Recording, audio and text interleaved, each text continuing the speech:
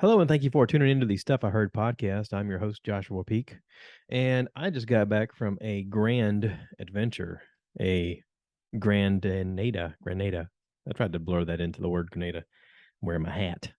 Um, we went to Grenada, sort of a slow roll way of saying I just got back from vacation. So, anyway, um, I want to tell you about Grenada, but I also want to tell you about some stuff I heard because this is the Stuff I Heard podcast. So, just to sort of go backwards a little bit here, we had planned this trip quite a while ago to go with friends, and this adventure we were extremely looking forward to.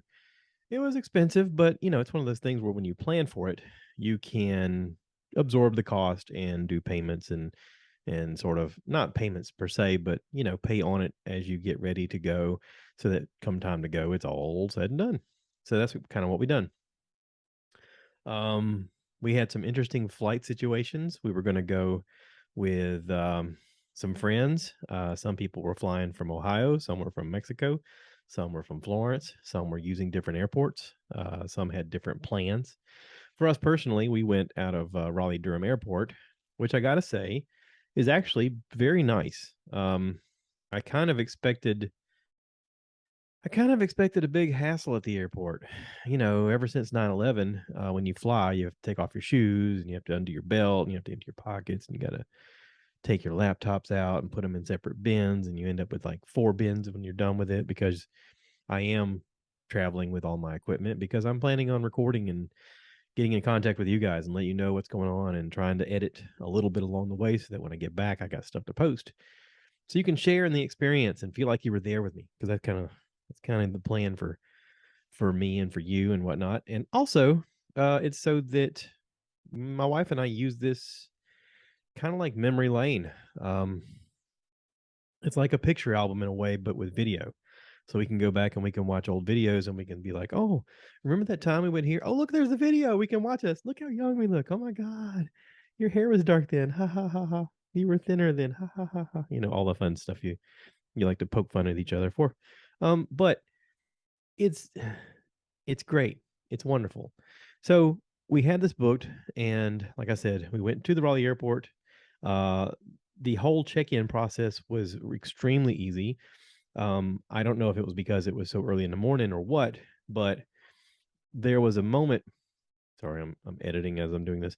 There was a moment where we're checking in, and the lady saw us using the kiosk, and she was like, "Hey, um, what's going on?" And we were like, "Well, we can't get the kiosk to work." And she was like, "Oh, well, where are you flying?" And we said, "Grenada." And she goes, "Oh, well, you want the international line? Here, step over here." And I thought, "Oh crap! Now we're going to end up in some ridiculously long line with everybody going to all parts of the world." And that wasn't the case. It was actually very smooth. I guess it was because it was early in the morning. I want to say we were there at like, I don't know, what was it, 4 in the morning, something like that. I don't quite remember. But um, we got in line and we're quickly up front, and the lady just asked us for our passports. We didn't have to tell her, this is our flight plans, here's our IDs, this is that. We just handed her passports, and she was behind the counter, and she goes, okay, let's go and weigh your baggage. And put up baggage up there. All right, next bag, next bag. Okay, hang on just a second. Here's your boarding passes. I was like, that's it? She's like, that's it. I was like, cool. And getting through there was one thing, and then we had to go up and go through the security checkpoint. And this is the part I was regretting, because I had a backpack. You got a picture. I had the computer, I had the tablet, I had 1, 2, 3 cameras. I can't tell you how many charging cables and ports, and a Bluetooth speaker, and just all kinds of stuff in this backpack. And I was thinking, this is gonna suck. But as we got closer to the airport security, there were these new metal detectors that looked like something out of a science fiction film. They were highlighted with blues and green colors, and they were probably, I don't know, 12 feet long or so. And we got up there and they said, hey, just go ahead and place your bag in here, and you don't have to remove anything. Just empty your pockets, put them in the bin, and slide it forward. And I was like, what about our shoes? And they said, you leave them on. I was like, okay. So we went through, no problem whatsoever. Um, didn't have to taking down the bags. Everything scanned like it was supposed to. We were out the other side, and that was it. I didn't even have to get body scanned. Normally you stand in the thing and it's go, and I didn't have to do that. It was all smooth. We got through the other side, and I was like, that was by far the easiest transition of us going through some kind of airport security that I've ever had. This was so nice. This was so nice. And I know that those scanner things are probably super expensive, which got my wife and I talking about how do you think airports make money? Because they got to be able to afford this stuff, right? Or is it that the government gives it to them for security reasons, or that the airport purchases them and then passes on that cost to us in some form of fee that's on our bill? I don't know. I'm not quite sure. I mean, we did go to multiple airports and not everybody had these, but these people did. And it was super convenient. But like I said, we got through that part, got to the other side, grabbed us a little bit of Starbucks to kick off the day. It's kind of a nice little treat for ourselves to have, toast the morning. Hey, little iced coffee. And then we got on our boat on our plane and flew off to Miami. Made our connecting flight in Miami. Met our friends there. We were all on the same flight going from Miami to Grenada. So from Raleigh to Miami was about, I don't know, maybe a little over 2 hours, right at 2 hours. And then from Miami to Grenada was about 4 hours. So all in all, the flights weren't terrible. We got there. I want to say we got to the resort. Um, we landed. We had to fill out some customs forms whenever we landed, because they got to know, who you are, what you're doing, why are you there, that sort of thing. And then went through a thing where they took our picture and talked to us, and then moved us along, and then we got our shuttle. And from the airport to the resort was very quick. Literally, just hop on what they call a bus. It's just a van, but it holds like 6 to 8 people, depending on how you stack them in there. And before you know it, we were at the resort. I mean, because it is literally maybe a couple miles, and that's it. So, sorry, I'm editing. I got this new camera. I want to talk about that too. Um, so, so like I said, within a few minutes, we were at the resort. Um, we got checked in. My wife and I decided to splurge for a little bit, and for once, we got a room that was a butler service room. Now, this kind of came with a lot of decisions that we had to make beforehand to do because it was a little more cost. But we got the really pimped out room that has like the swim up pool outside your room, that overlooks the ocean, and the whole Sandals resort was below it. It was so pretty. God, it was so pretty.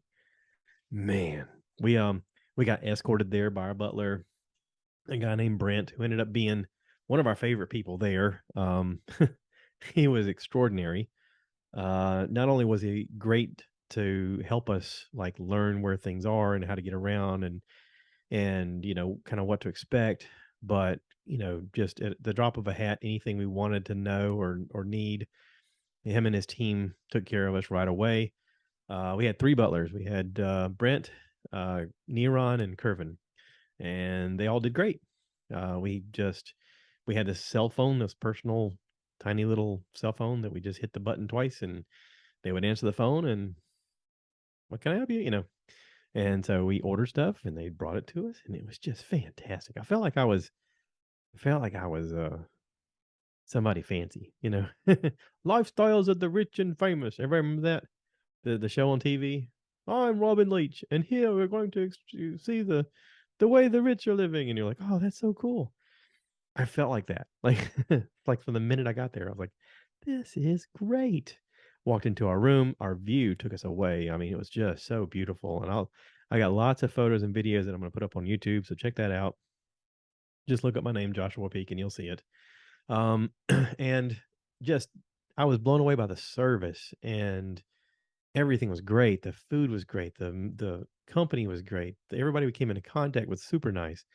Um, we uh we had a day where we went on an excursion. We met a guy on the beach who was just selling excursions, and he was like, "Hey, I'll take you guys out. I'll show you the whole island. It'd be great. You can see, what do you want to see?" And we told him, we said, "I hear there's a waterfall near here we can swim in." And he goes, "Absolutely, I can do that." and somebody wanted to go to the spice market because they'd heard that there was a spice market and you could buy some spices and bring those home. And then uh, there's history of the island of how they went through a revolution, and one of their beloved leaders was killed, and there's a whole tour that goes with that. That was really fantastic. Um, Maurice Bishop. If you're ever curious, Google Maurice Bishop and find out his story in Grenada. It's very fascinating. Um, but we did all that and more. We went on a Hobie Cat, which is like a catamaran with a sail. A tour. They guided us and went out into the ocean, and I got video of that. That's what I'm editing right now with this other thing. And I mean, we had room service delivered to us. It was just amazing. It was amazing. It was so amazing that we want to do it again. I mean, maybe not the same place. We would like to go to the same place. The place is nice, but we want to see other Sandals resorts too. I mean, this Sandals, I got to tell you, it's pretty fantastic. There were multiple restaurants on the island or on the resort itself. We had what was it? Um, I can't even remember the first night. There was so there was so much we did.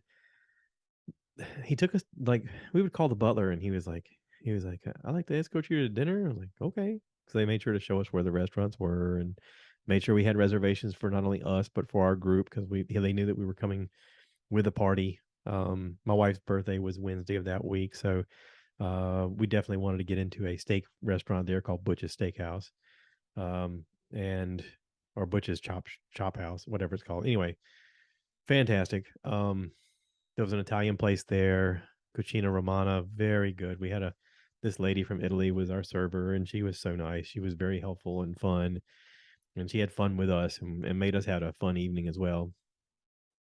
Um, yeah, just fantastic food everywhere we went. Lots of great drinks. I tried a beer there that's made locally, called Carib. Delicious. It was delicious. I enjoyed it. Very nice. Um, what else? God, there's so much. We even one night in the room, we'd kind of had a whole bunch of days of lots of sun. Oh yeah, we played in the. They had a foam pool party. I got video of that too. That's pretty fun. But yeah, we had lots of fun days out in the sun, and there was one particular day my wife was like, "Can we just kind of chill in the room today?" And I was like, "You can. I'm gonna get in this pool because we had this pool connected to our room." And I was like, "I kind of want to be in that pool as much as I can today." So I spent the whole day in the pool. It was great. I mean, when you're sitting there and you got that view off the edge of the elevation, gosh, it's just breathtaking. And music coming around every corner and wind blowing. And I had some iguanas to kind of talk to once in a while and film and photo. And we had neighbors that would come outside and we would chat with them. And I make friends pretty easily, so I'm chatting with everybody, and just it's a good time, a really good time. That evening, we even found out that we had some movie channel on our TV, and I know it sounds silly, but um, we had dinner delivered to our room from one of the fancy restaurants, one of the ones we'd already eat at that we liked, the Italian Cucina Romana, and had it delivered to our room, and we watched Ghostbusters, the Afterlife. Really good movie, really good. Um, we watched that, and then afterwards there was another movie that came on that was terrible called The Meg. Has anybody heard of that? Jason Statham's in it. It's about a megalodon shark. It's really bad. It's a bad movie. Um, the whole time we're watching it, she's like, "I can't believe people signed up for this," and I was like, "Well, people are fascinated by sharks, and Shark Week does really good for the animal planet, and I'm sure they thought, what does people like? Jurassic Park and sharks? Let's make a Megalodon movie." And someone did. It's terrible. It's really terrible. It's funny because Jason Statham just plays the same character in every movie. You just put a new outfit on him and be like, and now he's in the ocean. Which is interesting because, this is the Stuff I Heard podcast. I heard that he was an Olympic diver and then became an actor. Like he was a diver and then became a model and it was an actor, and And he sort of just always looked like the handsome guy that's needs a little bit of a shave. Like he's got enough scuff on his face that they're like, this is your look. Just stay with this look. And it works for him, you know? I'm sure the movie made him a lot of money because apparently it did really well in the box office. I'm saying all that and I'm just guessing. Let's Google it because I like to do that. That's my new thing, I think. I think I like to look up information as I'm going and give you guys the Meg movie 2018. Oh, how about that? Yeah. Okay, so huge hit. The budget it says from 130 to 178 million because I guess they ballparked it, and it says box office 530 million. So it made 5 times the money that it cost to make it. So I guess you'd call that a success. It's really terrible though. If you get a chance to watch it, it's really bad. Apparently they liked it. They liked it so much they made a second one. I'm not even kidding. The Meg 2. Uh maybe this is the one I watched. The Meg 2. It's called The Trench. Um I wonder if it made any money. I can't tell. They don't have the information there. Um I'll type in cost profit. Let's see. Yeah, that's the one that made the money. Yeah. No, that says for the first one. The second one. It doesn't say. Or maybe it isn't out yet. Maybe they're making it. Okay. Yeah, the first Meg came out in 2018. Meg 2, The Trench, is upcoming. Oh. Yeah. So there you go. You have that turd to look forward to. If you like sharks and Jason Statham, you're gonna love this. not to not to crap on Jason Statham, but dude, that's a terrible movie. It's really, really bad. But anyway, so like I said, we watched Ghostbusters Aftermath, which is fantastic. I've seen it a couple times now, and every time I watch it, it's really good every single time. And the Meg is terrible. So we like I said, we had our fun there. Good time. I'll have lots and lots of video and photos to put up that you guys can see. I learned a lot about the island. I learned a lot about the people. Learned about their history. It's very interesting. The whole island is, I think they said 21 feet long and 12 feet across, or not feet, 21 miles long and 12 miles across. So pretty small place. Everybody pretty much knows everybody, so the crime is really low.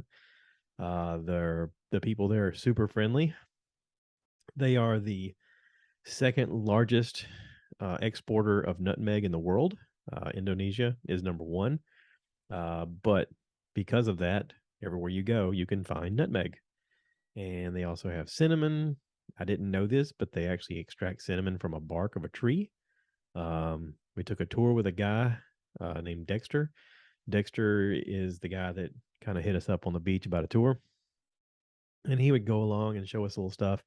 He actually, pulled a cocoa pod out of a tree and showed us how they, you know, harvest cocoa and how they make cocoa into chocolate, and showed us how they make cinnamon and showed us the nutmeg process. It's pretty simple, pretty amazing, pretty amazing stuff. So anyway, I had a good time. I even bought the hat. See, got the hat on right now. If you're watching this on YouTube, you're like, yeah, Josh, we see the hat. Pay attention. Stop editing videos. Yeah, I'm trying to do both.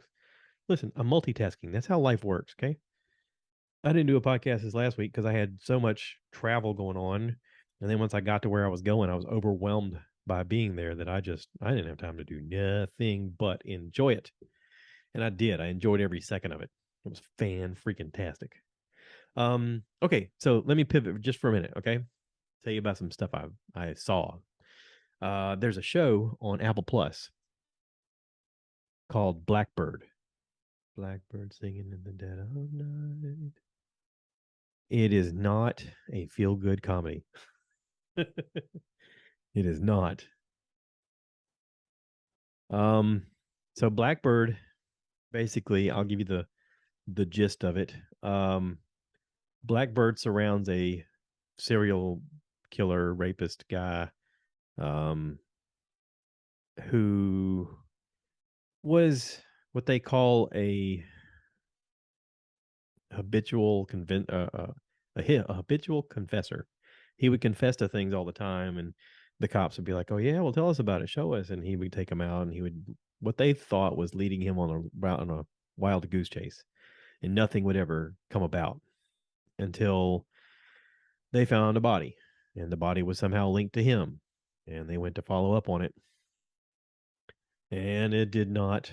It sort of was enough to incriminate him, but in the discussing stuff with him, they realized that he killed multiple women and girls, and they couldn't find all of the bodies.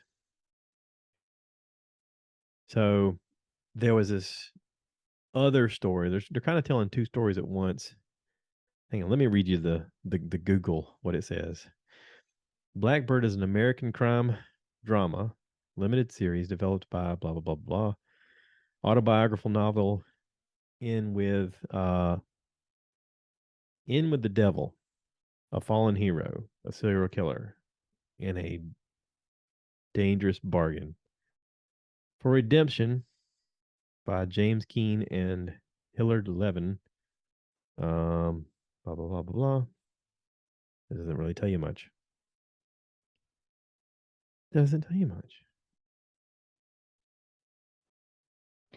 So this guy, um, Keene, James Keene, had been working as a drug dealer. He was caught by local law enforcement and the DEA, and in 1996 was sentenced to 10 years in prison without the possibility of parole. Okay, so there's this guy Larry Hall, who was in a maximum security prison, and the FBI sort of made a deal with Jimmy that if he would go into this maximum security prison and try to get a confession out of this guy or find out where the bodies were buried, that they would commute his sentence. And so he agrees to. Ray Liotta is in this. Um, he plays Big Jim Keene, Jimmy's dad. Ray Liotta passed away while making this show. They actually do a tribute to him in one of the episodes. You can tell that they had to finish the movie without him or the show without him. Um, there's little tricks that you learn that you figure out whenever someone's health is failing. You record B footage that you know you'll use later just in case. And then when you have scenes later, maybe you don't have all the characters in the scene, but you do cutaways. I know it doesn't sound like much to anybody, but I could follow along with it and go, oh, this is, you could tell they did these episodes without him. I was like, okay, interesting. Greg Kennard is in it. Really great character. He plays the main detective who sort of arrests um, Mr. Larry Hall. Now, the guy playing Larry Hall apparently is a stand-up comedian and actor. His name is Paul Walter Hauser. Hauser. Hauser. Paul Walter Hauser. He is fantastic. My wife had seen this before me, and she was like, "You gotta watch this." I was like, "Okay." She's like, "No, no, I'm serious. You gotta watch this." I was like, "Okay, fine, I'll watch it." And she was blown away with his portrayal, and I was too. It was a good recommendation. I totally enjoyed it, even though it was a dark storyline and a dark thing to kind of watch. It was done very well. They don't show you anything grotesque, but the suspense of it and the reality of it of what he says is very real. So, and it's about a real person, and it's good. It's um it's hard to watch because of the fact that it's real. I don't know. the more fake it is, like, like the Meg, the more enjoyable it can be. When it's real and it's something terrifying, you're like, "Oh, golly, that's rough." So, yeah. Um, Blackbird, check that out. And then I watched, on the plane, I watched a movie that I didn't think I was gonna like, and I actually did. Um, Morbius. This is a Marvel Sony collaboration.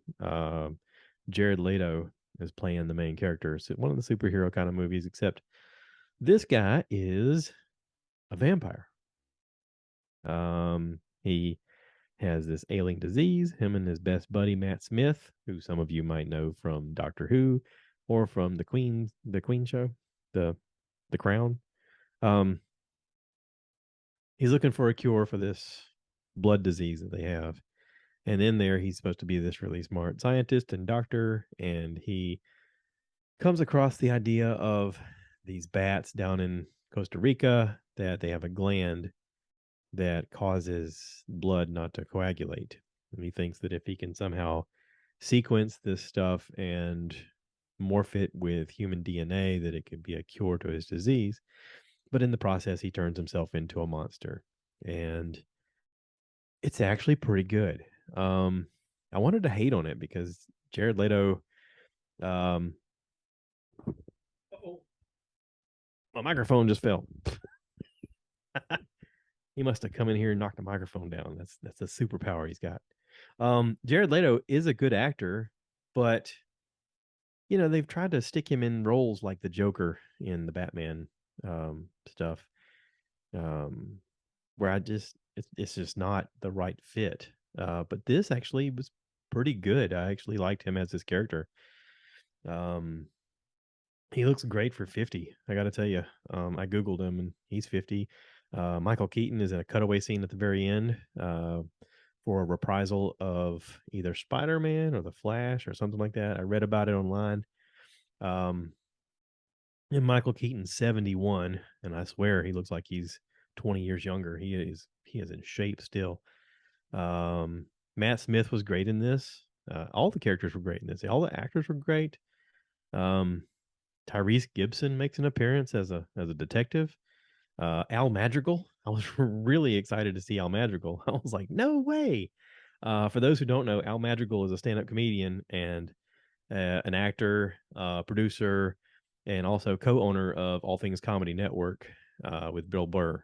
They have a YouTube channel where they create their own content. They own their own content. They support other comedians to pursue whatever passion it is they have.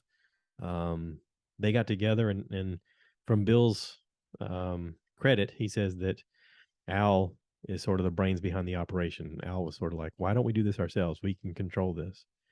And so they've came up with this business model between them to incorporate a lot of comedians and use their talents to help them all make money because then they can go to advertisers and say, listen, for this, you know, for this endeavor, you can advertise with us and you're going to have this many eyeballs on your product.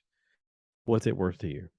And he sort of negotiated that and it's really awesome. But back to the movie. The movie's great. I thought the movie was going to be terrible. People said that they didn't like it. I enjoyed it. I really did. Let's see.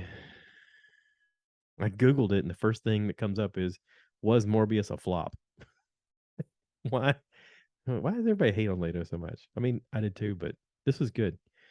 Sony's comic book tentpole Morbius is one of the biggest flops in 2022. The film, starring Jared Leto in the title role, hoped to pull in audiences on the back of record-breaking Spider-Man: No Way Home, as it's set to extend the superhero universe. Um, why did it say it was a flop? Oh, it got 15% on Rotten Tomatoes. That ain't good. that, that ain't good. Um, why did they consider it a flop? I guess the money. I can't find anything that says anything about how much money. Let me type it in. Um, oh, okay. So, yeesh. All right. How much did it take to make it? Okay, well, hey, the budget, it says the budget was 75 to 83 million. And it actually made money. It made 74 million in the US and Canada and 90 million in other territories, so a total of 164 million. So they doubled their money. I mean, it's not as big a hit as Spider-Man, but I don't know. I kind of hope they continue it. I know everybody's hating on him, but even me on this podcast, sorry, Jared. I know you're very talented. Uh, love your band. It's really awesome. You're a great singer. But I don't know. I like this. I liked everything about it. I liked all the characters. I liked the story. I liked the little romance with what's her name? I can't even pronounce it. Adria Arjona. Arjona. I don't even know how to pronounce that. Anyway, lovely lady, very smart, great actress. Um, I didn't even hate the fact that Tyrese Gibson was supposed to be a cop. He's kind of believable as the cop. And it's got Jared Harris in it too. You guys might know him from the what is it the Robert Downey Jr. Sherlock Holmes. He was the bad guy. He was the smart bad guy. I'm saying a lot of words here. It's not making any sense. Sorry. I'm googling him now.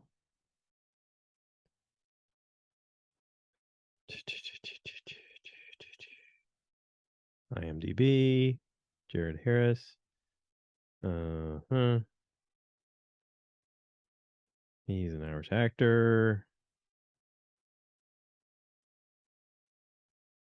Why does IMDb now look like an advertisement? The whole thing is set up like an advertisement. James Moriarty. Yes. Sherlock Holmes 3. James Moriarty. I like it. He's a good character. Great voice. Good, nice presence on the screen. Spoiler alert: he will not be back for Morbius 2 because he doesn't make it. But still, great cast, great show. Sorry everybody crapped on it. I enjoyed it. I think my buddy Josh Treadaway would enjoy it. Hey, if you're listening to this, buddy, check it out. So yeah, I just wanted to share that. That's all. That's the one little nugget of fun I wanted to share. Um, Nothing else matters. So I'm gonna wrap this up because I'm rambling now. Uh, thanks everybody for listening. If you listened this long, I will be posting a crap ton of videos. I'm trying to edit as we speak, which is probably why I sound a little distracted. I'm trying to figure out this new camera. I have this Insta360 X2. It records in all directions at all times, and it's probably too smart for me. I have figured out that I can record in all directions at all times, and I can take screenshots and take video from different angles and different views, and it's a really cool camera. But the interface only works with a device that has an app that you can download. So it only works with a phone or a tablet because you got to be able to pinch the screen and move things around with your hand, and that's great and all, but there's a learning curve, and I really pushed myself hard to learn a lot about this camera on this trip. Um, and the more I've used it, the more I like it.